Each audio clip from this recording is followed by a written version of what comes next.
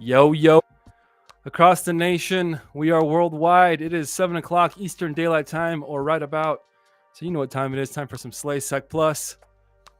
I'm going to hang out for a minute, let everybody get their coffee, get their beverages of choice, hang out for a minute, and then we'll get to rocking and rolling. Diamond Stump, sup, what's going on? Boom, it's go time, DJBSec says. Let's get some chat in here for the time being.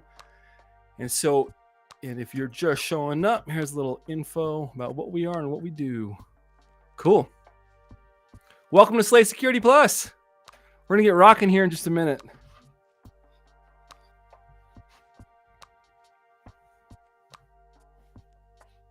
I'd like to thank tonight's beverage sponsor, Gatorade Fast Twitch. I enjoy this when I do athletic things. Quick question, Diamond Stump says. What's going on? What's your question? Maybe you meant to send me that individually.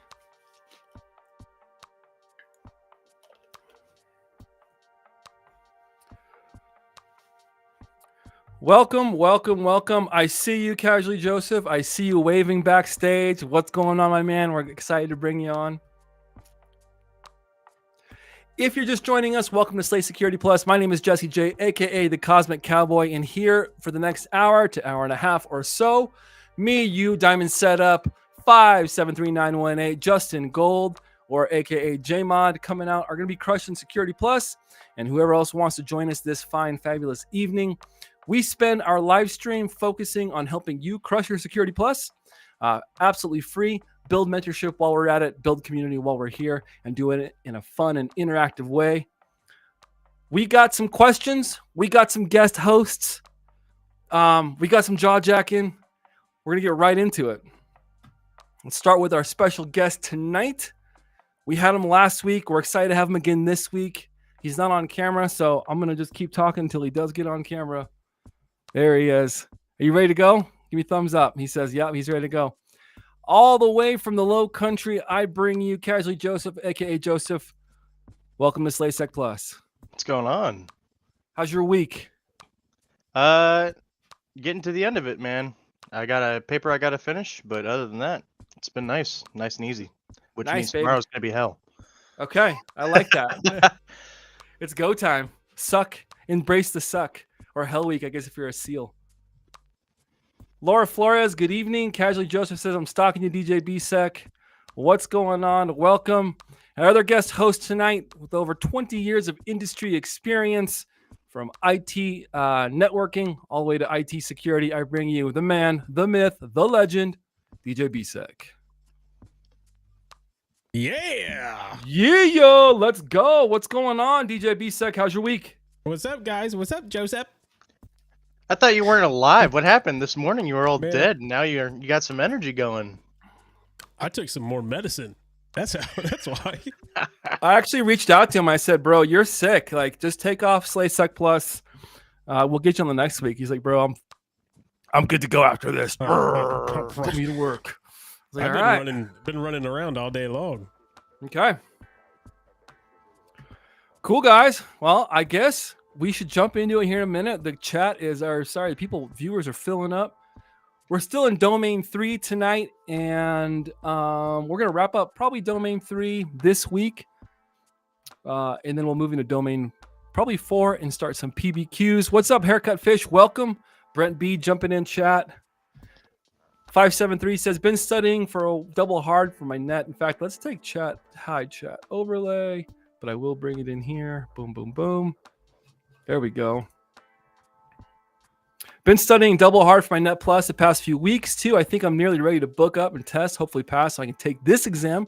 Thanks, guys, for the study group to break my studies up. 573918, you're very, very welcome. As you know, a lot of these CompTIA skill sets and terminologies and technologies and concepts all play off each other. All right. I think it's just about time to get started. We're going to go a little bit late tonight so we can get some good jaw jacking and answer some questions. If you're just joining us, welcome to Slay Security Plus. Our number one focus is helping you pass your Security Plus using top tier industry practice tests and study materials so that you don't have to pay a single dime. Absolutely free. We keep it interactive. We keep it fun. Mainly to keep you from save you time, right? Time is that one resource that you can't get back. And CompTIA Security Plus can be very boring to study for, and it can be very time consuming, right? We want you to pass the very first time efficiently, build some mentorship along the way, build some community on the way. And then hopefully when you get done, you've got your Security Plus, and you can maybe put it on your resume just so that maybe the ATS tracking scanning system will see that you got your Security Plus, and you might get that first interview. Well, then after that, hopefully you've built up that professional network. You've done your hands-on stuff on your own time, and the Security Plus is just going to kind of play into that. So we want to help you be part of that journey. I've got a couple videos here in the channel that talk about our study method, how we kind of incorporate it, and how you can better learn and retain this information. You can also find a very similar study method by checking out Pete Zerger's Inside Cloud and Security. He does a very similar study method. It's an advanced retention system to help you retain. So go check that out. If you do like what you see on the channel, feel free to like and subscribe. I'm not a content creator. We're not a content channel or an initiative. We just get on here Thursdays and give free Security Plus study sessions. But we love having you. So wherever you are, welcome to the channel. We're going to pay some bills, and then we're going to jump right into some questions. Let's go. Are you feeling lost in the vast world of cybersecurity, overwhelmed by technical jargon and confusing career paths? You're not alone. That's why I built Simply Cyber. Hi, I'm Dr. Gerald Ozier. Come join Simply Cyber, your supportive and inclusive community for navigating the exciting world of cyber. There's so much to take advantage of. Master the skills you need with Simply Cyber Academy, offering in-depth courses aligned with the GRC analyst role. Never feel isolated. Connect with fellow cyber enthusiasts and professionals in our thriving Discord server. Ask questions, get feedback, share your journey. Check out the Simply Cyber YouTube channel, delivering insightful interviews. What are your thoughts around, web app pen testing as entry level? And I included bug bounty here because that's very accessible to everybody. Practical skill demos and daily cyber threat briefs, all hosted by industry experts. There's so much more to discover. Are you ready to join the community and empower your future? Visit simplycyber.io/socials for all the links and start your cyber adventure today. Let's go. Thank you, Dr. Jerry Ozier, for your time, your mentorship, and your sponsorship of Slay Security Plus. You're definitely one of our biggest influences and mentors to the Slay Security Plus movement. So thank you for your time. Let's get rocking. Let's get rolling. Whether you're looking for IT support, whether you're looking for CISSP training, make sure you check out Mason SC. Josh Mason is one of our sponsors, helps sponsoring some of our learning materials. We'd like to thank Mason SC. So go check him out at mason-sc.com for some of those IT coaching and CISSP training needs. Let's get right into the questions. Oh, before we get started into the questions, what we're going to do tonight is answer some questions. Casually, Joesph, DJBSec, and whoever else jumps into our green room here, we're going to answer the questions along with all of you. We'll do a little bit of jaw jacking while we're at it. Tonight's practice questions and notes are from Professor Messer. He is not sponsoring this channel. I paid for all this with money out of my own pocket. But if you would like to get your own set of Professor Messer study materials, simply go to professormesser.com, navigate over here to the 701 section, and then you can see you've got all of his videos. Those are absolutely free, no paywall. If you want a little bit more in-depth study, the course notes, and then the practice exams. I'm a big fan of the bundle, so you'll check this out. And when it decides to go to Professor Messer, we'll see this bundle here. This is the more expensive CompTIA stuff, pretty expensive. I'm not a big fan of that specifically. I like the Professor Messer stuff significantly better. And for $50, you can get the notes and then the practice exams as well. And they're phenomenal. They're industry standard. I really think they're the closest to the real deal. If you just want the exams, they're $30. If you want the course notes, they're just $30. And so that is where we get our practice questions for tonight. Paid the bills. Gentlemen, did I miss anything? Nope. Let's roll. Let's roll. We do have a question from Diamond Stump real quick, though. Oh, go for it.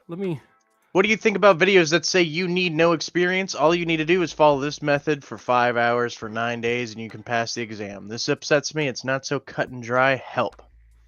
Now, at first take, those videos aren't technically wrong. If you were to cram 5 hours a day for 9, 10 days, 2 weeks, you could pass the test, I'm sure. You could memorize everything and dump it on a piece of paper and scrape by a passing grade. How much of it you're going to remember afterwards and how much of it you really know, that's another story. Yeah, those kind of so this So is that's what like a boot camp type of thing. Yeah, Cram it all in and go take the test and be done with it and not necessarily understand what you just did. Yeah, here's the thing. What is your objective in taking the Security Plus? I can tell you that I took it because I wanted to have it on my resume just so that I could get an interview and speak the same language with hiring managers. It was more of an HR thing for me, truly. Because let's be honest, after Security Plus and up to maybe the CISSP, some GIAC certs, maybe the OSCP, there's not a lot of certifications that hold truly a ton of weight, okay? But this one at least gets your foot in the door, so I think it's one of those. Now, are you a person just wants to memorize it and cram and then pass and have it there? That's fine. Yeah, you probably can do it in 5 hours and 9 days or whatever. The reality is you're going to pay a lot of money and it may or may not work. And so it just depends on, I guess, what your goals are. I've found that things that come quickly like that usually aren't worth. They're just not worth it. Fast results. It's like promise too much. We live in this generation where we want our money and we want it now, right? I want my money and I want it now. The old J.G. Wentworth saying. But we live in the microwave generation. I'm the same way. I want something. I want to hit a button. I want to click it. I want it now. I don't want to have to actually study for 2 months or 2 weeks or whatever it is to pass my Security Plus. I just want someone to spoon feed me the information so I can pass in 5 hours and 9 days or whatever. They upset me, and I also agree. I think they tend to be money grabs, and that's where we come in. Same with study materials, same quality of, hopefully the same quality of practice questions. And then we also have industry experts on the show to give some actual practical examples of how this is applied. Casually Joesph with a few years entry level in the industry. Myself also entry level with many, many years in different areas of industries. And then DJBSec with 25 years in IT sec, IT security. Let's rock this. Let's go. Here we go. Let's do this one. If you're brand new to Slay Security Plus, this is how we do our live testing. We'll use vvox.app. Navigate over to vvox.app and you'll use this ID 195-262-429 or scan the QR code with your device and it should take you right to this quiz / live practice test. Which of the following would be the best option for application testing in an environment completely separated from the production network? We start with some review questions. We'll move into some of the fresh stuff, all right? A, virtualization. B, VLANs or virtual local area networks. C, cloud computing. So stick it in the cloud. That could be separate from everything. Or air gap. I'm not going to say anything because we've answered this one a few times. And hopefully, if you've been here for review, you'll know what's going on. Did you guys enjoy whoever watched the Simply Cyber, that last live stream with Bryson? That was fun. Yeah, I watched some of it. It was pretty good. I sent Jerry a message and said, my brother-in-law actually works in OT. So he actually works for a vendor that does all of the radar and radioactive instrumentation in all of like in the oil and gas tanks, those big, I mean, I don't know who all's seen it, but around here they're all over the place. The big tanks to know that the levels are right and so forth. I was saying in that the a lot of the stuff he does, or a lot of people that he no longer has to go out there. He's got people that go out there with him or for him, but he doesn't. They don't remote into their stuff. It's you got to be hands on up into it. I could see that. I mean, look at like Stuxnet. That was all that had to be brought in by somebody. Either it was a trader or somebody who's like, oh, what's this USB on the ground that somebody put here? I'm going to see if there's any fun pictures or something. Speaking of that kind of falls into the answer to this question. It sure does. I would agree, CJ. Air Force cram students 9 hours, 2 for 2 weeks, and do not pass. Yeah, the Air Force, they do it in a few days. I can't remember what their thing is. It is like, it's just a few days that they'd get you through your Security Plus. I think it is barely like a week and a half. I took a boot camp, so that helped. Thanks so much for the feedback. You're awesome. You're very well, Diamond Stump. Matthew Hibbert, first time here, and I am pumped. Team Simply Cyber. Welcome to the party, pal. I was waiting for it. I thought DJBSec was gonna press the button. I did. Did you not hear it? No. Do it Oh, again. Dang it. Okay, hold on. Oh man, then y'all missed my intro too. When you Yeah. man, when you hit me, when you brought me in, Yeah. right as I came in, I went. Yeah, Oh, that now wasn't we there, can hear Mr. that. Flair. I didn't hear That that. would have been Yeah. awesome. Now we can hear it. But now, here you go, Matthew Hibbert. Welcome to the party, pal. Yeah, I got some RoboCop. I got some sound effects dialed in that we're gonna start bringing here on stream. You're welcome, Matthew. Okay, which of the following would be the best option for application testing in an environment completely separated from the production network? We have our options: virtualization, B, VLANs or virtual local area networks, C, cloud computing, so stick it in the cloud. Was that going to separate it from the production network?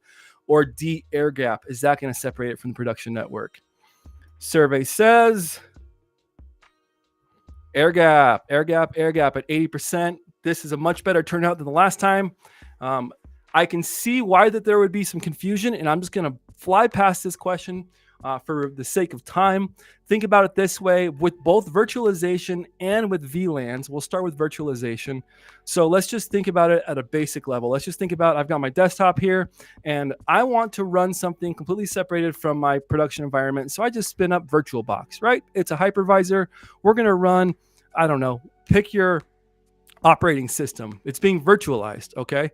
It's still, to some extent, whether I'm doing NAT, whether I'm doing bridged, to some extent, I'm not completely separated from my production environment. I am still using the resources of this desktop computer. So virtualization, yes, it is a virtual computer, and you always hear, hey, test malware, do hacking, test malware testing in a sandbox or in a virtualized environment, and you think, oh, maybe it's separated.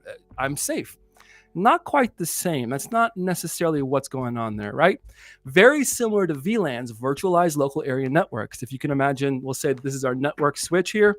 And on one half, we have the marketing department. On this half, we have the, I don't know, the IT department, right? And on this half, we have this subnet of IP addresses. And on this half, we have this subnet of IP addresses that are separated so that they're technically separate, but they're using the same piece of hardware that's just logically separated or separated through software. Logically typically means, the software or the computer is doing the work. It's logical. It's not technical. It's not a hard separation. If we want a physical hard separation or some kind of way to fully separate something from the production network, we will be using what is called an air gap. And an air gap network removes all connectivity between components and ensures that there would be no possible communication path between the test network and the production network. Let's get some more questions dialed up. Let's go back. Let's go to some of the couple more review. See what VVox is going to give us. This one is from last week, but it definitely got a few people tripped up, so let's smash right through it. A business manager is documenting a set of steps for processing orders if the primary internet connection fails. Which of these would best describe these steps? A, platform diversity, B, continuity of operations, C, cold site recovery, or D, tabletop exercise? Malware, combat, I love your shirt. I'm wearing a malware shirt of some kind. Boom. Little Black Hills love, or this is an anti-siphon love. I'm the best in the biz. Just got my Wild West Hacking Fest registration and everything taken care of yesterday. Super stoked. I hear they're actually running out of spots now. They might be. I don't remember how many was left when I looked. There were still spots open? Yeah. Yep, I was able to register full price. No hookups. I was thinking about volunteering, but I volunteered with Jerry at the beginning of the year to collaborate on the Simply Cyber table. So I'm co-running that with him this year. And whoever else is going to join us. I know I'll be doing SlaySec Plus from that same table. Super fun. Last year we had Heath and Zach and Josh, and I can't remember who else. Joesph, John Vitucci, aka Blitz. Man, we had a bunch of people through the industry jumping in. It was super, super fun. Yeah, I hit Jerry up on the side and said, maybe we should do something You guys, new for Wild West Hacking Fest when you go live, since I'll be there with you maybe we can get something set up. Right. So we'll see. That would be cool. I'm driving, so I could bring these tiny monitors and we'd have studio monitors, because one of the issues is that you can't hear anything because everything's piped into his ears. But I do have some studio monitors that I could. Anyways, we digress. XLR We digress. stuff in there, So, a business manager is documenting this set of steps for processing orders if the primary internet connection fails. Which of these would best describe these steps? We've got these options. Platform diversity, continuity of operations, cold site recovery, tabletop exercise. If we remember from our conversation last time, we see that we have this document for a set of steps for processing orders.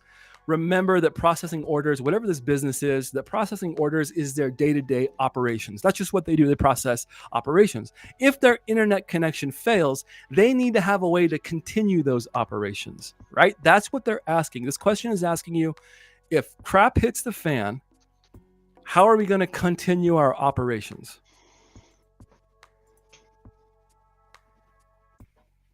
Boom, 100%. There we go. Love it. Let's go. Let's go. That's learning right there. That's some learning right there. All right, let's break into some new questions. Let's see. I think 6. Cyber Ninja, I don't think I remember seeing any military units there. At least if they were, they weren't in uniform. Cyber Ninja, love the name. Been around for a while. I've seen you in different chats, mainly in Simply Cyber. Love having you on SlaySec Plus. Welcome, and I've seen you here too. Question for anyone that went to Wild West Hacking Fest last year: was there military units that attended trying to get my Air Force unit to fund some tickets for us?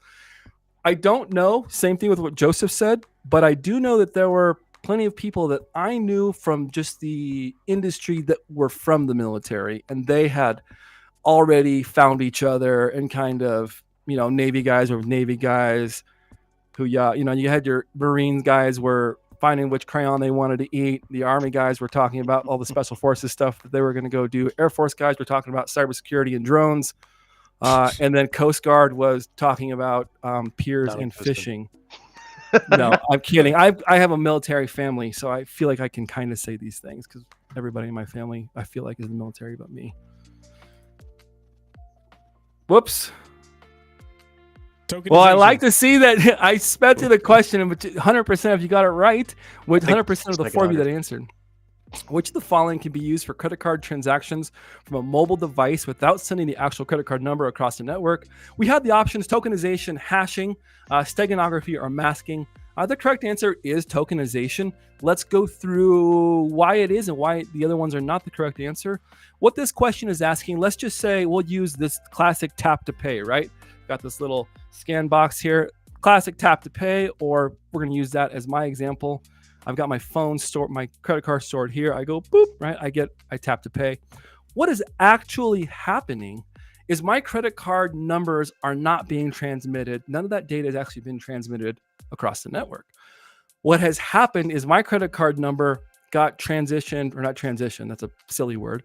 My credit card number got tokenized. Instead of, let's say it's 11111111111, whatever, right? Well, that system that we're using, okay, took that number and replaced it with 333333333, right? Now, somewhere my credit card is stored, but it's not happening on the wire. It's a token. It's just a representation of what my credit card number is. So actually paying tap to pay is pretty darn safe. Hashing is that one-way process that we've talked about, remember, of taking data, smashing it with basically an algorithm or a math problem. In this case, it's really big prime numbers, and you give whatever it is, that file, that line of code, whatever it is, it has a representation in the form of a hash. It's essentially a fingerprint. It's essentially just a fingerprint. It just shows what was here when the hash was made, right? It's like when you download software and you can see the MD5 or whatever the hash was. It's just a fingerprint so that you can say, here's the hash. And next week we'll do some hands-on hashing so you can see what that looks like. Here's what the hash looks like from the software developer. I'm going to run it and see what it looks like the one I downloaded. Oh, look, they're the same, right? Nothing has changed. Steganography, that's the concept or this technology of hiding data within data, really. We see it most when you can take, let's say, I support the communist state. and you hide that within the picture of flowers. And then I send that picture of flowers to somebody who knows what I'm trying to do. They can then run that through different software like Stego, OpenStego, and they can look at that image, and then in that image is embedded text. That's the art of steganography. And then masking, that's where you see like part of the credit card numbers, right? So 111, all the first 5 are gone, but then the last 4 are the only thing you see or whatever, right? That's that part of only covering up half of the stuff. Yep. And steganography can be used to hide malware in different things as well. You'll see some more advanced actors sticking scripts in pictures and using an executable to get the script back out of the picture or something. So we see it, yeah. On the attacking side, we can use it, and then you can even use it in the digital forensics and incident response side, looking for different bits of hidden data. Which of the following would be the best way to protect credit card account information when performing real-time purchase authorizations? A, masking, B, DLP, C, tokenization, or D, NGFW?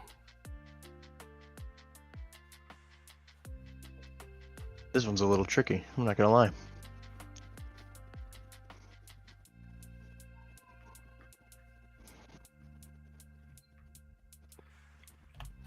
BSec, is it just me, or do you think this question is almost asking the same thing? I was just gonna say it's almost the exact same question. I think it's asking us the same thing. Some of these new ones, I plugged them in and made sure that there wasn't too many typos, but I have not. I don't know the answers to a lot of these, so I'm doing this right along with you guys. Which of the following would be the best way to protect credit card account information when performing real-time purchase authorizations? A, masking. DLP is data loss protection, right? Prevention. Tokenization, which is what we talked about, which is what this sounds like to me. Or NGFW, next generation firewalls. I can tell you it's not next generation firewalls. Yeah, no, it definitely isn't. Jay, Ian, Michelle says yes, he thinks it is. Remember, Jay, that we do not do any answering in the chat. Please make sure that you're going on. Scan the QR code. To be honest, I'm not sure what DLP and next generation firewalls are, but I think I might know the answer. Well, gentlemen, Do we go for it. Yep. You want me to talk about DLP or you next gen or what? Split them up. Next gen is just a Buzzword. Buzzword. Yeah, it's an extra 3 LEDs to charge an extra 25 grand. Deep packet analysis. Basically, it inspects your traffic. I think it's a stateful firewall, correct? Mm-hmm. It will inspect the packets coming through your network, make sure that there's nothing malicious going on, no DDoSes, no. I think they even stop downgrade attacks on some of them, and some of them inspect for malware. Yep, this is what we talked about this morning on stream. Yeah, for a lot of them have a whole bunch of the quote unquote next gen part of it just means that they have a whole bunch more options is all it is. They sell you more. Yeah. DLP is data loss prevention or data loss protection, depending on how you want to say it.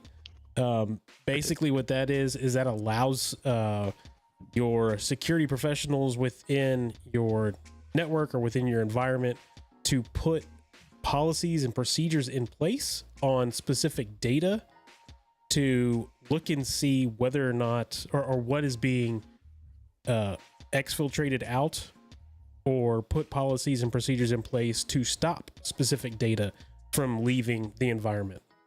It's heavily, of course, it's heavily used within the government, and it's one of the major things to use in corporate world, but it is a pain in the butt to set up because there is a lot of stuff that goes along with it. You get a lot of false positives. And Jane and Michelle, DLP can be included in next gen firewalls. It really depends on which vendor and how much you're spending on the firewall. Again, I think a lot of times when it comes to technologies, a lot of these technologies, a lot of this can be done. The question is always, what's the bottom line and how much can you spend? That's the way it was in the music world. People say, well, can we do X, Y, and Z? And we'd say, we can do whatever you want us to do. We can bring in a whole rodeo and play our music on flaming donkeys with like, whatever you want. But, how much are you going to pay? You got the cash.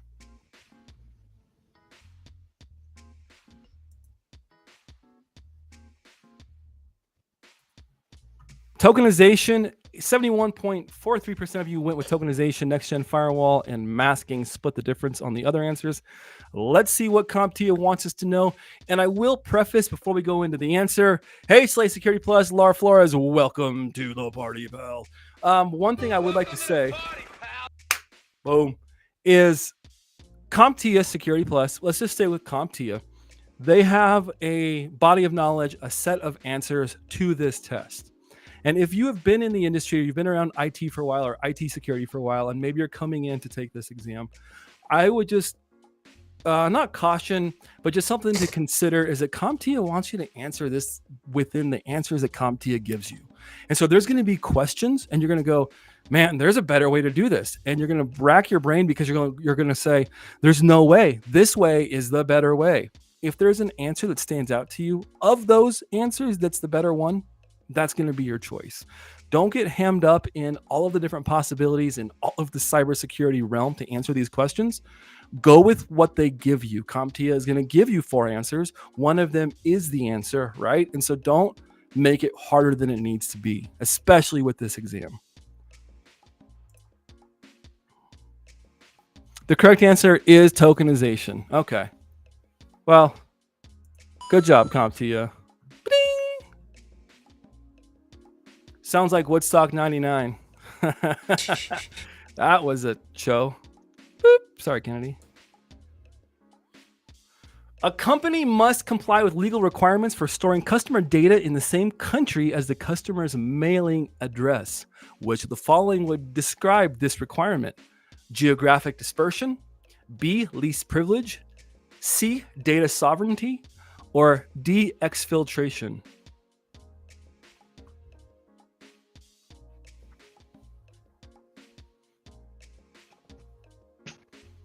Now, I do know the answer from this, only from 601. A few more people have joined us in chat. As you can see on the ticker on the bottom, we study our Security Plus here. Welcome to the stream. This is 701. Everything we do is SYO 701. I didn't say that in the beginning because here soon, very soon, that's going to be your only option. Jay and Michelle says tokenization is not like token ring. No, Jay and Michelle, it is not like token ring. I don't know the most about token ring setups because I think they were dead long before I was touching computers. Before I was. But it's basically, I think a token ring is just a setup for a network that's just one bus cable sending information in a circle, right? Every single freaking thing gets it. It's just like like a merry-go-round. Tokenization is more saying, like, say I have, as Jesse explained it earlier, say I have 5 numbers that are 11111. I don't want it transmitting, so I turn it into a token that says 12345, and then it transmits as 12345, but it represents 11111.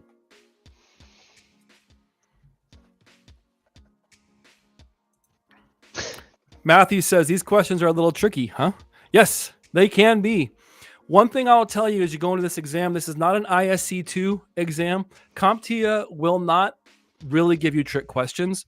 They don't give you too many answers that are really close together. You'll get some that are kind of close together, but CompTIA truly does do a good job of giving you what you need in the question. I will give them that.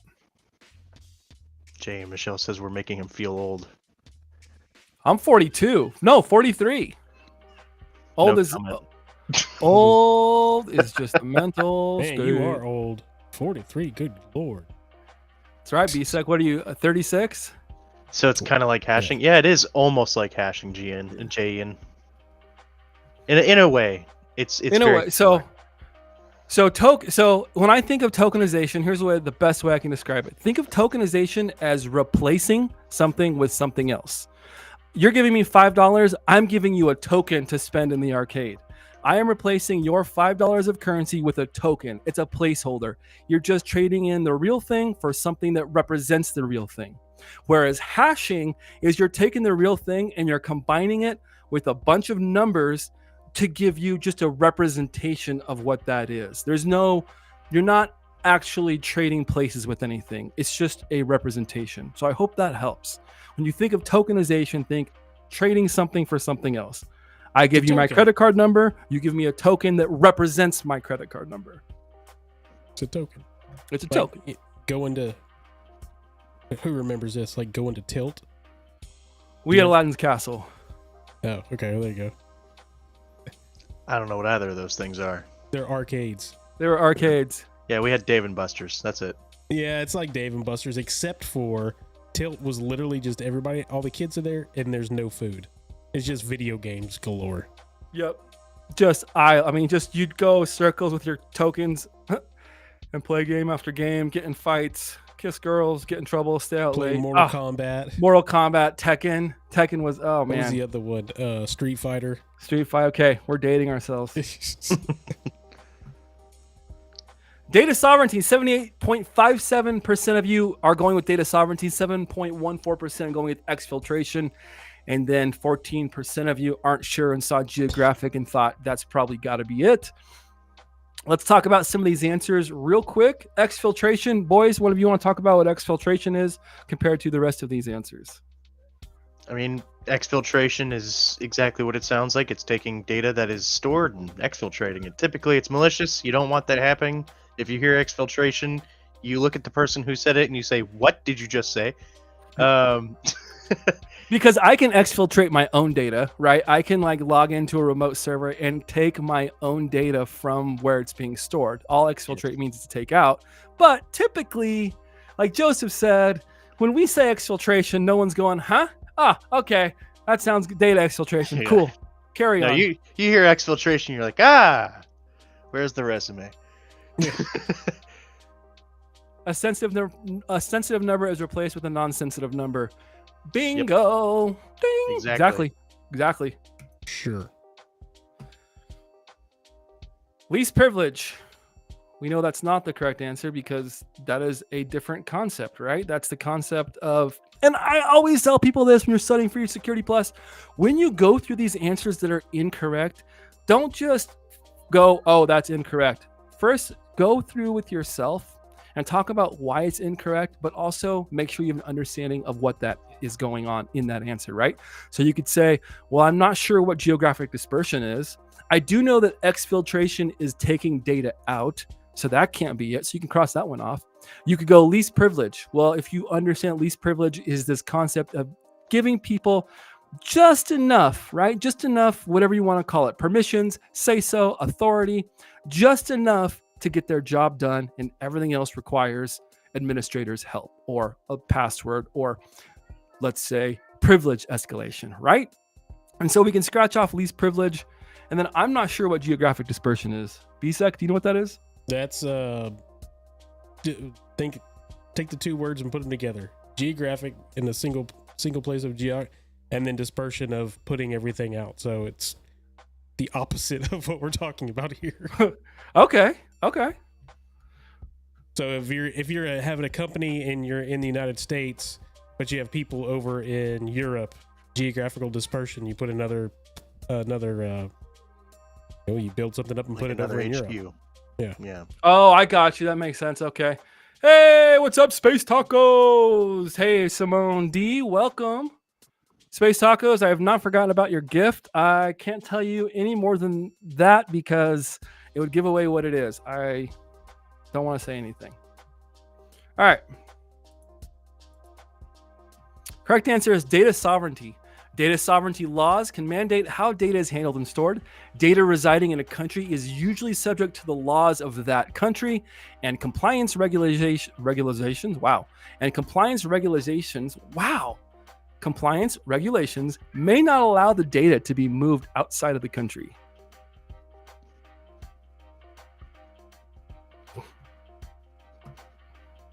You're welcome, Space Tacos.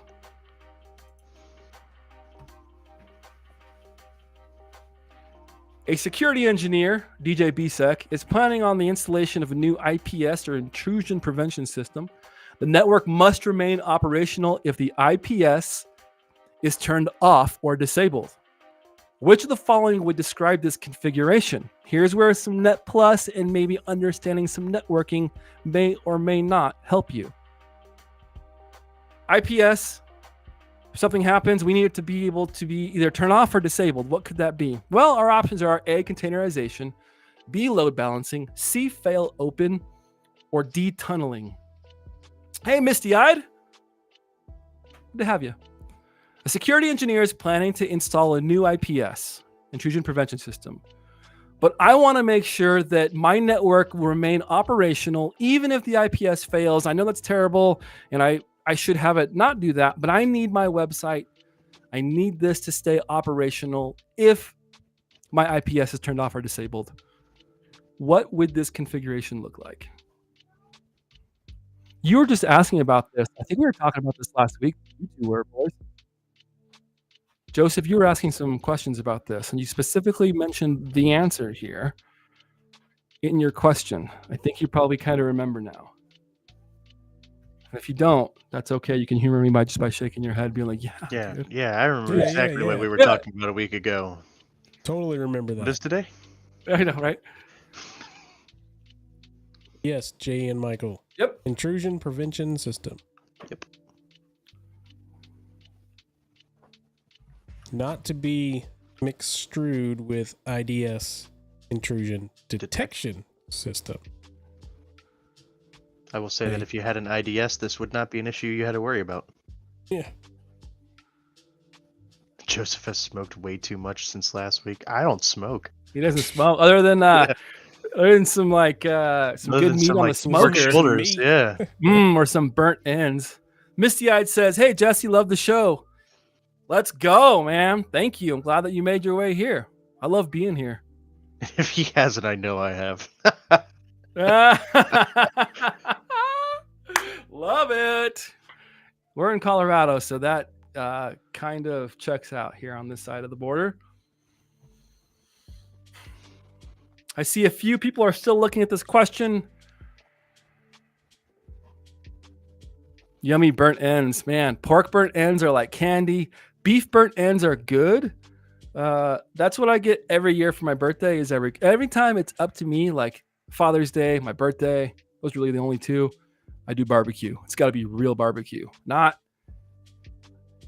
grilled burgers. That's not barbecue. That's grilled barbecue. food. That's grilling. That's just grilled burgers. Like that's not when people say come for a barbecue. That's and then I get there and I see like the comb or like see like the little black thing. And I'm appreciative to have the food, but I'm going there thinking we're gonna have some barbecue, some smoked ribs, and some Green egg, pulled pork, and green egg. Yeah, smoke it. Gosh, I love food so much.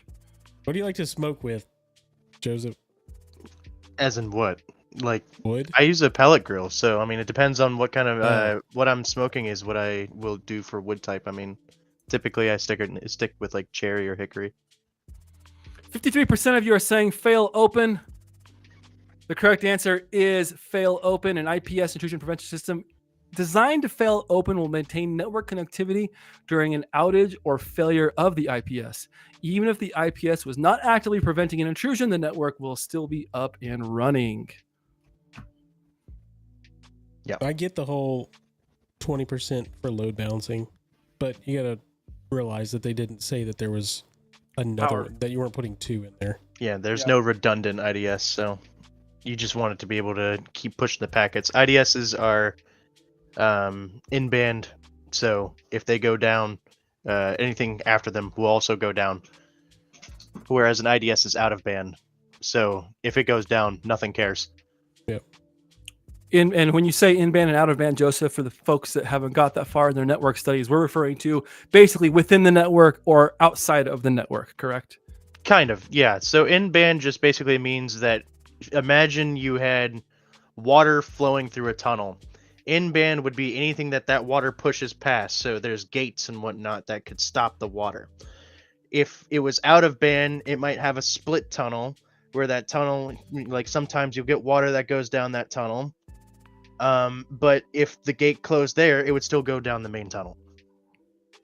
I mean, that's the Beautiful. simplest way I can think of explaining it. I'm There not a you go. networking person. Hey, All right. sometimes the simplest, those that don't know make it the simplest. That's how I try and learn and explain all of this. That's how I learn is simple. And then we'll get tech. Then we can get crazy with it. Which of the following describes the process of hiding data from others by embedding the data inside of different media type? We talked about this. 573918 says, great explanation, Joesph. Which of the following best describes the process of hiding data from others by embedding the data inside of a different type of data, hiding within hiding, right? Is that called hashing? Is it called obfuscation? Is it called encryption? Or is it called masking?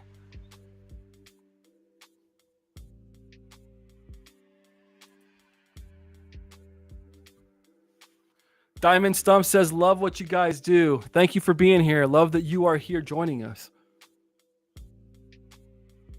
This is a blast. Get to come I look forward to Thursday evenings. So I'm hanging out with my friends talking about cybersecurity and hopefully helping others pass their exam. It's just like, I feel like I'm back in college. I have a Jay dog and going off Michael in the said, background. what are the Gotta be right back. drawbacks to that? I'm not sure what he's referring to. I think he was asking, what are the drawbacks to having something fail open, I believe. It fails open and you're actually compromised? Because the IPS is not working, but the network still is. Yeah. I think that's what you're asking. If that's what he's asking. Yeah. Yeah, I think so. What are the drawbacks? And then down here it says to fail open. So yeah, to fail open means, like we just talked about, that water through the tunnel gets split. Well, the water that was going through your IPS, that water is turned off. So you have no intrusion prevention now. But the water was split and you're still going through the network. So if there was any malicious activity, whoop. Yep. You do not want your firewall to fail open. That you usually have a redundant load or a redundant firewall in place. But it is not a good day if your firewall fails open. You don't fail open a firewall. At that point, you're like, company's down until we fix this. Laura Flora says, isn't this one steganography? You are being a Security Plus slayer. You are doing exactly what we tell people to do, is get into the zone. Laura, what I will say is a nice little hint, and this is probably going to give it away. Steganography is a type of what? Exactly. I tutor and I refer people. All right. It's asking for what is it categorized as? Thank you, Diamond Stomp. Been watching some Twitch streamers and YouTubers Twitch Magic the Gathering, and so they always say, thank you for the 22 months of subbies. I always want to say subbies, but I just can't. I'm not that. Gotta say subbies. Subscribers. Dim subs. It's a weird world. All right, let's rock and roll. 80% of you coming with obfuscation. We know it's not encryption, but it could be masking and it could be hashing. Remember, we talked about this process of hiding data within data. Steganography is a great example. Which of the following, remember, hashing and masking, we talked about those in the review part. Correct answer is obfuscation is the process of taking something normally understandable and making it very difficult to understand or not be seen. One common obfuscation method used by steganography is to embed a document within a file image. Also, congrats, Slimy Puppet. They just got their A+ after passing their Sec+. Let's go. A+ is hard, man. It is. It's got a lot of Yeah, stuff that I don't remember right now. right. I don't think I could sit for the A+ right now. I'd probably, like, if I passed, it would be just barely. There's a lot of stuff on the A+ that I'm just like, I'll Google it. Space tacos. For some reason, I enjoy saying this word. Obfuscation. It doesn't become. It stops being a word after a minute. All right, let's get one of these dial in one of these freshies. Let's go here. And this is a great segue into some CompTIA, speak. SlaySec got me started. I'll fix your laser printer. Yeah. I've been there. A transportation company headquarters is located in an area with frequent power surges and outages. The security administrator is concerned about the potential for downtime and hardware failures. Which of the following provide the most protection against these issues? Select 2. UPS or uninterruptible power supply. B, parallel processing. C, snapshots. D, multi-cloud system. E, load balancer. Or F, generator. We're going to fix 2. Not fix 2. You're going to choose 2. And these two play into each other. This one should be review. And if it's not, that's okay too. No, haircut fish. We will not fix a dot matrix printer. Yeah, I just Throw it responded away. in chat. I said, yeah, exactly. I just responded in chat. I said, yeah, I have a fix. Throw it out. Throw it see out. that. Hey, Mortal Malware Combat says I sometimes forget to pick 2. It happens. That's okay if it happens during this live testing. Something to consider when you go take your CompTIA exam is they tell you this.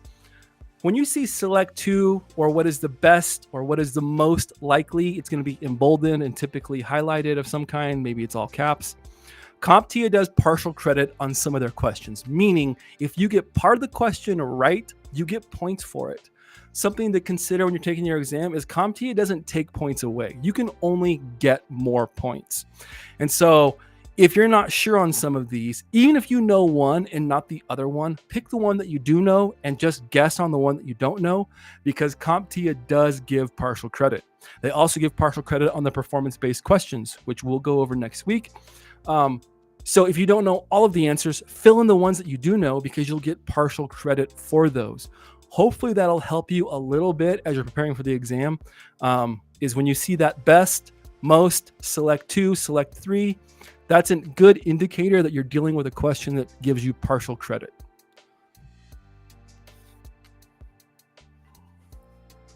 Let's break down this question a little bit. They're asking, what can I got a computer, I got a network going on. I'm really concerned that we have a power surge. You hear the word power, right? Power surges and outages should tell you something about where we're going. We have the universal power supply or uninterruptible power supply, which would be providing power in case something happened, parallel processing, snapshots in the cloud, multi-cloud system, load balancing, and generator. As you answer this in your head, start to filter through these answers and look at just what is the word asking. The question is asking about power surges and outages. How can we protect against these specific issues? So when you look at snapshots and you're thinking about taking a snapshot of your environment, if your computer or the hypervisor goes down because of power or a power surge, how is your snapshot going to help you? How is the multi-cloud system going to help you? So start to use that deductive reasoning as you're answering these questions. And for those that don't know, a UPS is just another name for a backup battery. It's like a backup battery surge protector in one. They can be huge. I've seen some of those older UPSs that were bigger than server racks. I have some. Oh yeah? They're massive. They weigh about 450 pounds a piece. Massive lithium batteries. That stuff used to be so heavy back in the day. It's ridiculous. I use a cart to move them. Got to get a dolly out. That's why our dads have old man strength. New dads won't be stronger than their kids because us, well, not us, but like the new dads, everything's easy. Everything's touch, and like you stand in front of a door and it opens for you. Our dads and our dads, everything was stainless steel. Everything required more physical labor just to do things. Just to get yourself out into your car door required more strength. They're ridiculously heavy. I remember having to move CRTs. Those, yeah, depending Those on how things were big they were, huge. yeah. UPS and generator coming in. We got 30% that are selecting load balancing. I completely can see why you would see this answer. Boys, do you want to talk about why this is maybe not the correct answer? So let's take this in sequence. So actually right now here where I'm at in the Houston area, we just had storms. And we actually had this happen. So when a storm happens, you lose power, right? So you still need to keep that UPS, that uninterruptible power supply going. So you have that battery connected to the network equipment, to the servers or whatnot. And that battery backup, usually you have to plan it all out. You have to decide how much wattage is there and so forth. We'll run it for a specific amount of time. What you usually need is you need about 2 minutes at least out of that battery. Most people try to get 15 out and set it for 15, but you usually have an automatic switch on a generator that then kicks into the building that puts power back in. So your battery backup is literally just a spot to where while it's down and moving over to the generator, that everything stays up and now the backup power is on and running. And then when everything flips back over, you keep that battery backup in place. That way you don't see anything go down. That's all it is. On that same note, a UPS is also useful for if your generator doesn't come back on, you can get everything shut down safely so that you don't have a bunch of data corruption and you don't lose a bunch of devices. We have one right here. My wife's work makes her for her setup, her networking setup over here. She has to have one. So I've got one sitting here. I'm trying to see what the time. It says a label and it tells you how long you have, basically. Well, and like Joesph said before too, that with the UPS that also helps with any surge that comes through as well. Because surges will fry everything. Yes, on some of the more consumer brand APCs, UPSs, they'll have like one side that is surge and battery backup, and then one side's that just surge. Yeah. I remember when I stocked them at the big box store all the time, it was always the worst thing to take off the truck because the like $300-$400 ones were like closer to 200 pounds, and it's like, all right, let's get the dolly. I'm not carrying this across the store. Something else, and you guys, those Catalyst 450, 4500 switches were heavy as hell as well. I had a 9,000. Missy, don't forget, Jesse, the secondhand smoke makes lungs stronger from the old dads. Yeah. That's funny. Something, and maybe you guys talked about it, Joesph and BSec, but we see load balancing came in. When I think load balancing, I think data. I don't think power, right? I think I'm trying to access resources on a network, let's say a web server. And so to keep that server from crashing, we're splitting that up. And you guys might have already talked about the difference that we don't see data mentioned in the question. We're talking specifically about power. Yep. Load balancing doesn't matter if you have no power. I mean, yes and no. Unless you have multi-site load balancing. Yeah, I was going to say, unless you're load balancing off-site to where... Yeah, but then load balancing matters. But in this scenario... But there's a lot more to that than just this. Correct answer. UPS and generator. A UPS or uninterruptible power supply can provide battery backup power for a limited time. It really should say that in there somewhere. When the main power source is unavailable, and a generator can maintain uptime as long as a fuel source is available.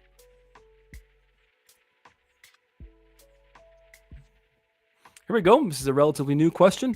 A security administrator has been asked to build a network link to secure all communication between two remote locations.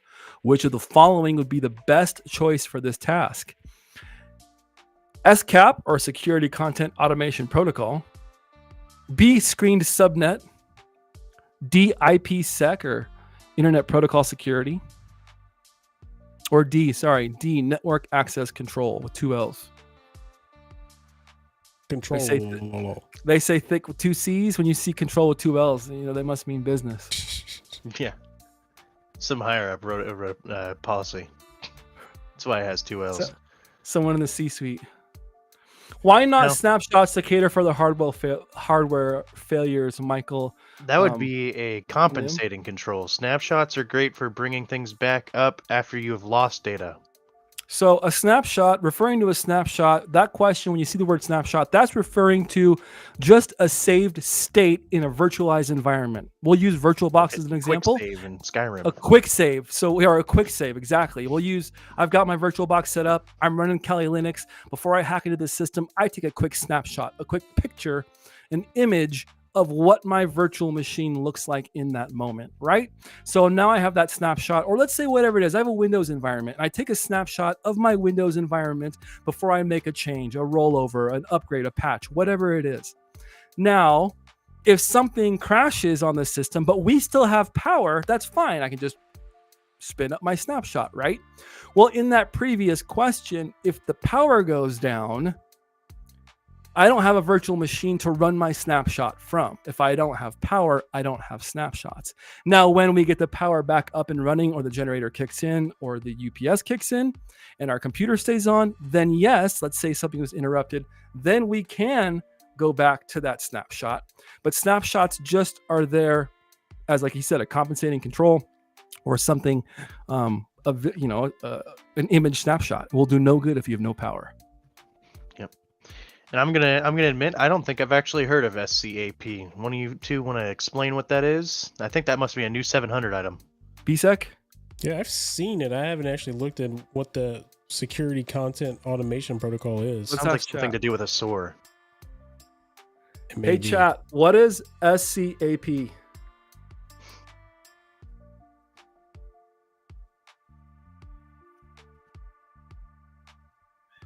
Just returns a null error.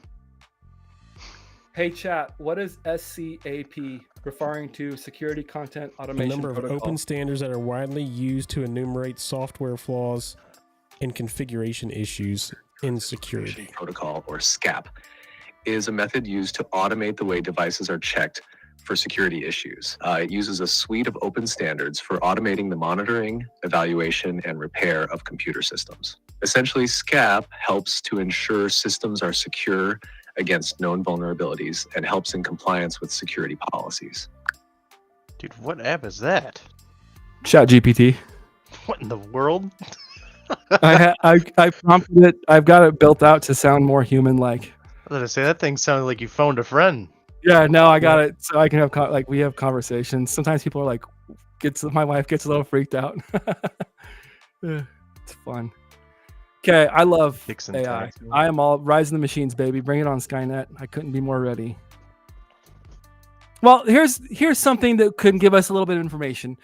We see we see that SCAP, we see screen subnet. There's something very specific that's talking about this answer here, and we see between two remote locations, right? I need a remote into my system. What is the safest way to do that? I'm probably going to use a VPN. I'm going to VPN to the network, right? And how do we protect that VPN? There's only one answer really that talks about this. And if you chose IPsec, if you're in that 80%, you're good to go. Network access control, I can understand how that would be in there when we think network access control, BSec. Joesph, correct me if I'm wrong. Doesn't that refer to the set of instructions that says what devices can and can't be on the network? Yep. Okay.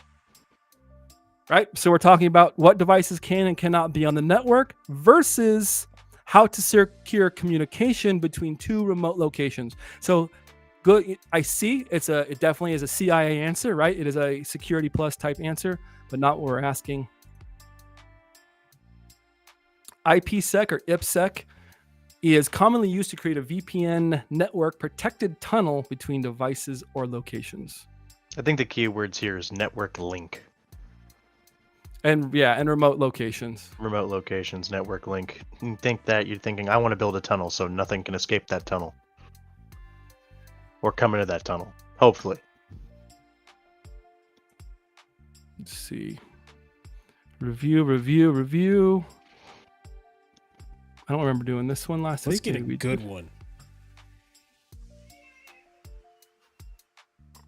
This is not a good one. It's review, so we'll fly through this one. Then we'll get you a good one, BSec. A company would like to securely deploy applications without the overhead of installing a virtual machine for each system. Which of the following would be the best way to deploy applications? A, containerization. B, IoT or Internet of Things. C, proxy. Or D, real-time operating system. 30 seconds. You get 30 seconds. You've got 30 seconds to Let's comply. Because I think See if our little timer works. this was last week. There you go. 9, 8, Yeah, BSec's getting bored. 3, 2, 1. Oh, it does it for you. Awesome. Cool. I remember that little timer feature. Containerization, the microwave dinner of the computer world. I Application don't want to container. make a Salisbury steak. I want to warm it up. I just want it ready to go. Hungry man. Application containerization uses a single virtual machine to use as a foundation for separate application containers. These containers are implemented as isolated instances, and an application in one container is not inherently accessible from other containers on the system. Proxy, when I think proxy, I think something in the middle, something to take care of my business for something else. A proxy server, a reverse proxy. It's something in the middle, kind of handling my business in between. The business. Stay out of my business because it's mine, all mine. When I think proxy, I think more of it's more political thing. Like Haircut more of fish. what's going on. Haircut fish answer to the last question was IPsec. Or as Jesse calls it, IPsec. IPsec. I think IPsec's a person. Yes, that's right. IPsec is a person, but I can't help but see that and not say IPsec now. He's got his own Nmap. They call it the IPsec Nmap. It's the one I always use when I run. What is it? Nmap. SC, SV. Yep. Output all. I think Anyways, so. a company owns a time clock appliance, but the time clock doesn't provide any access to the operating system, and it doesn't provide a method to upgrade the firmware. Which of the following describes this appliance? A, end of life. B, ICS, or industrial control system. SDN, or I believe this is software defined networking. Or D, embedded systems. This is a new one. Or E, trash.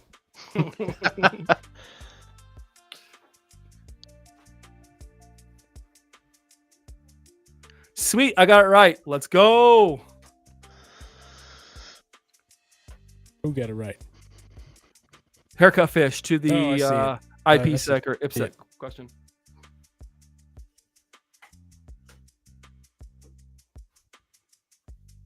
Space Taco said Skynet is your friend. Yes.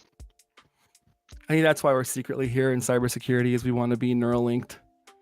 No, I don't. No, not really. You can enjoy that. Yeah.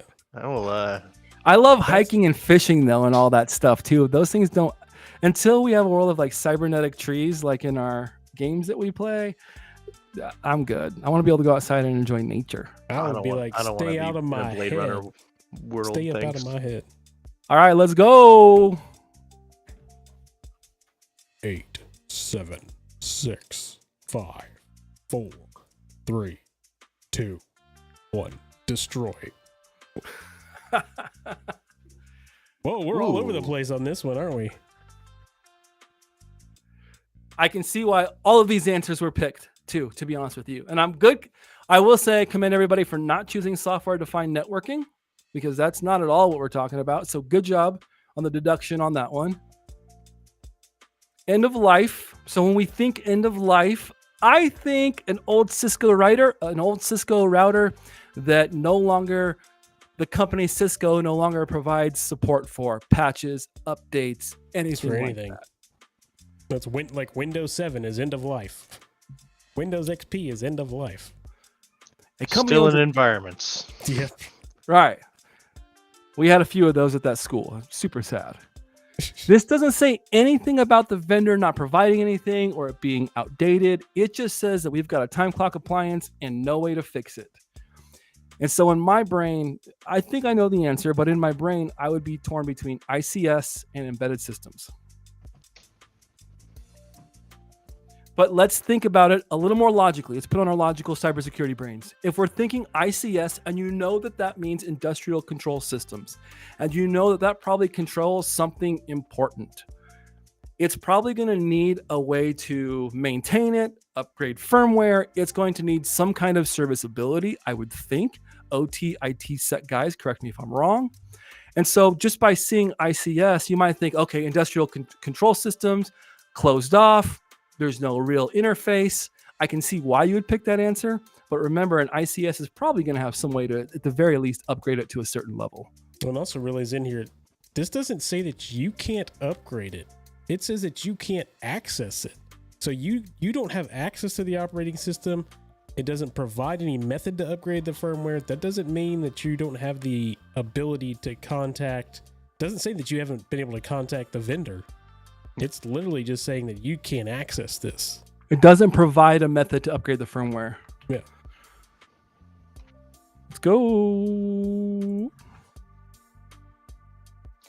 This one's tricky too, and I understand why people get ICS, because a lot of ICS is embedded. They are embedded systems, but it's like a squares rectangle type deal. Correct answer is almost been more along the lines of IoT than ICS with this. Yeah, if IoT was in there, that could have definitely thrown some, and that's something that I could see ICS2 Square doing, as having like IoT in here. Because if you had all these options and IoT, that would definitely throw me off a little bit. But again, the keyword is embedded systems. When I think of an embedded system, I think of the stuff that we have that you just can't upgrade, you can't maintain it. There is no right to repair. Diamond Step, I was thinking end of life. When you think end of life, think that you can get access to it, you can upgrade it, but there are no updates available because the vendor just doesn't support it anymore. So no more security updates, no more updates at all. Not because you can't get to it, but because the vendor said no. Well, yeah, nobody's putting any patches out. Nope. They used to, I know a while back, they used to still put out emergency patches for XP and 7. Because everybody 8 was running in the environment, that's why. Yeah, but they just completely cut all of that off. Now you have to buy ESLs or extended security licenses, which I promise you, expensive. I was about to say, if you're running Windows 7 and refusing to upgrade to Windows 10, unless you have like a line of business app that absolutely needs to run on these older like 2008, 2012 R2 instances, you're not paying for ESLs because you're not even upgrading to Windows 10. Right. Cyber Ninja said, great question. When I learn something new, let's go. Love it. Angular, welcome to the party, pal. I'm happy whenever I catch some of the live.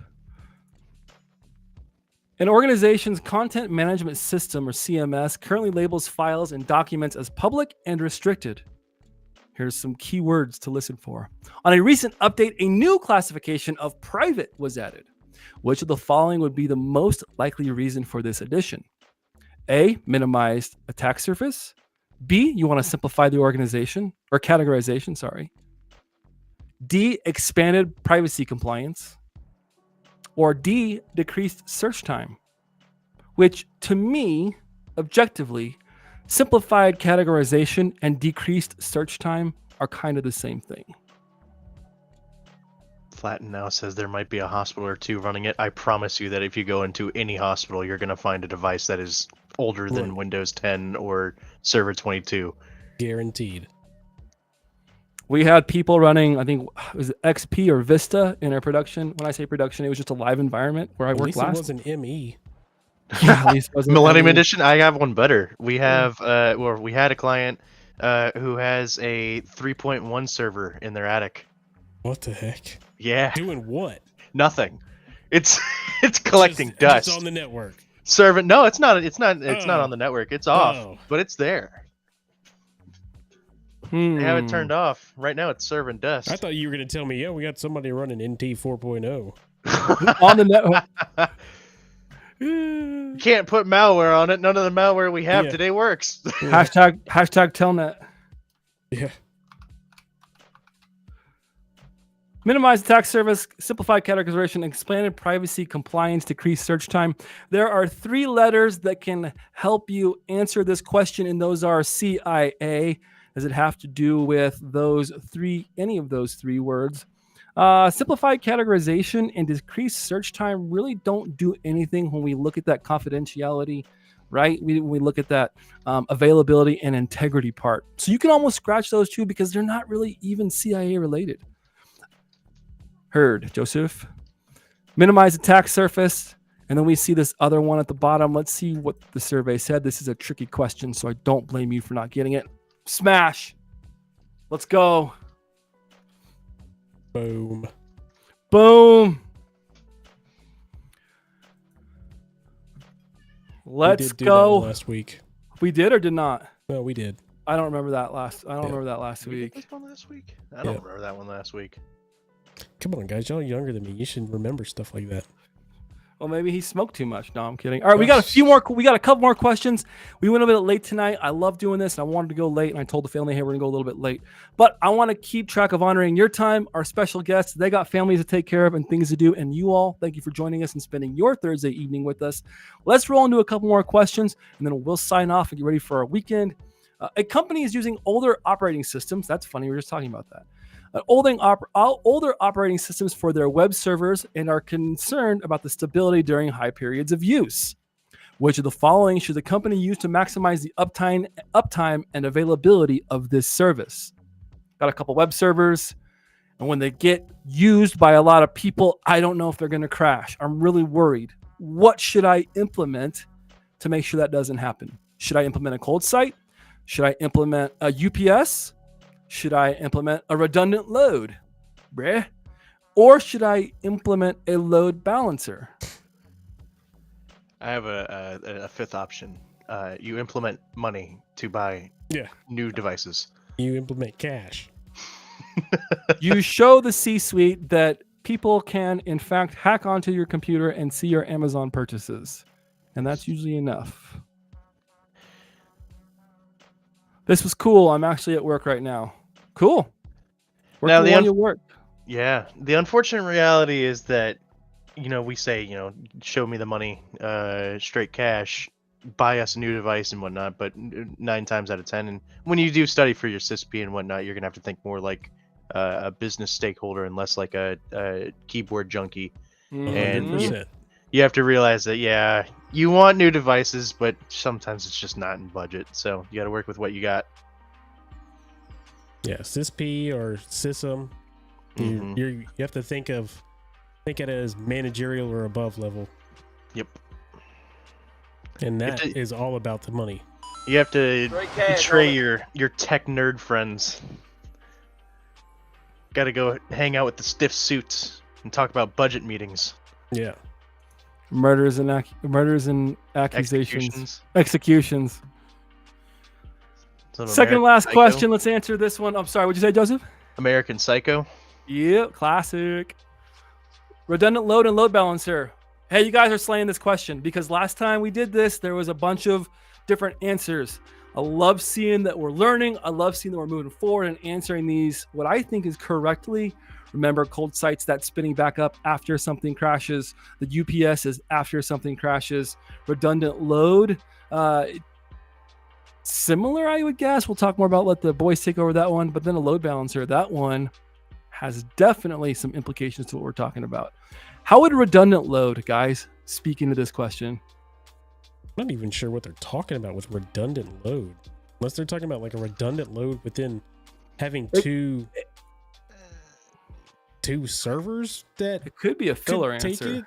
Redundant load to me, when I think of a redundant load, I just think of, honestly, just doing the same operation twice. So I honestly don't know how to explain that one, but load balancer is what I would think of. Just think you want to disperse the work so that one device is not overworked.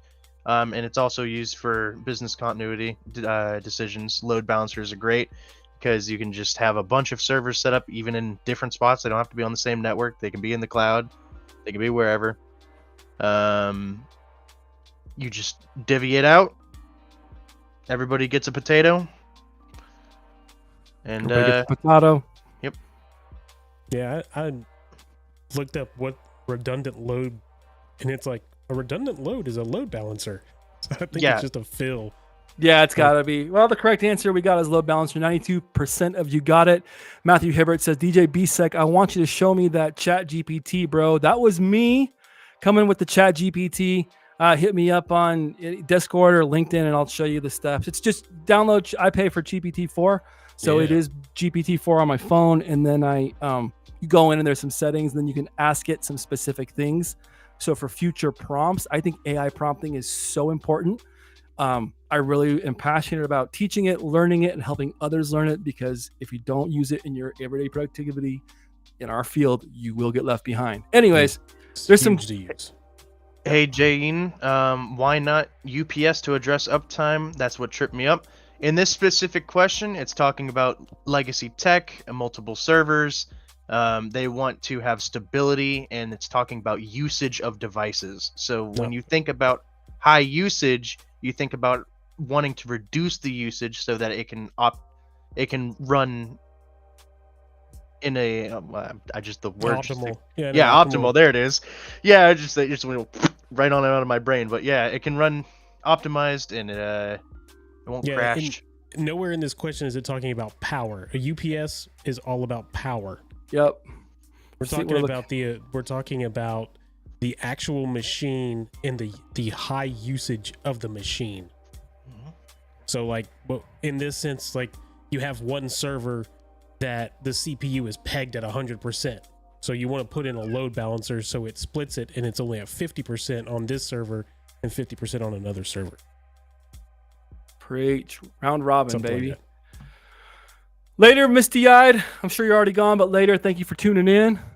Load balancer is the correct question. We're going to roll into our last question of the evening. Again, if you liked the content, if you got some value, if you were able to learn something for your Security Plus exam, feel free to like and subscribe and share this with others along their Security Plus journey. While we answer this next question, DJBSec, where can people find you? What do you got cooking in your area, in your world? What's going on? Where can we find you? Every morning on Jerry's show, I'm there.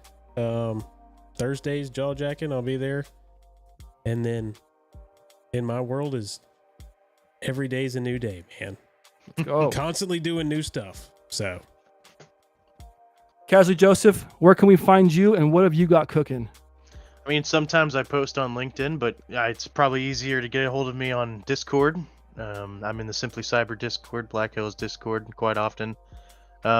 Speaking of Discord, tomorrow, I know BSec will be there, I'll be there, Jerry will be there. We have an AMA happening at, I believe it's 1 p.m. Eastern Standard, or daylight now.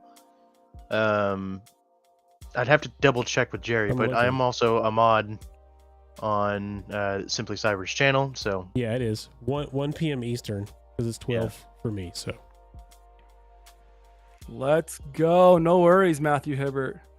Cool. And a technician at an MSP has been asked to manage devices on a third-party private network. The technician needs to command line access to internal routers, switches, and firewalls. Which of the following would provide the necessary access? Would it be an HSM or hardware security module? Would it be a jump server? Something in between? Would it be a network access controls? Or would it be an air gap, something that completely separates a person from a network? That they learned about this during jawjacking from yours truly. I don't even remember talking about it. probably today. I think you mentioned it. Got two wrong. Really don't want to underestimate this exam.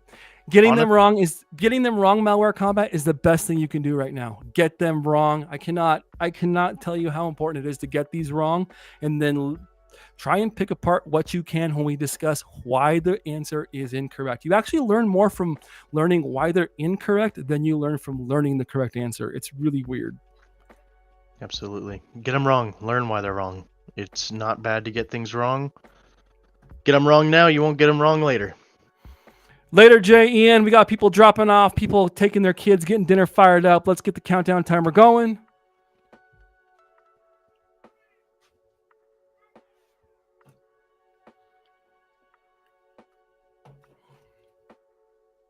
Got my Waterloo here. Jump server and network access controls. Remember that NAC is more talking about what we can put on the network there.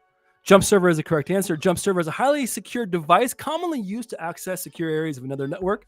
The technician would first connect the jump user using an SSH service or a VPN tunnel and then jump from the jump server to other devices inside the productive network. This will allow technicians at an MSP or managed service provider to securely access devices on their company's private networks.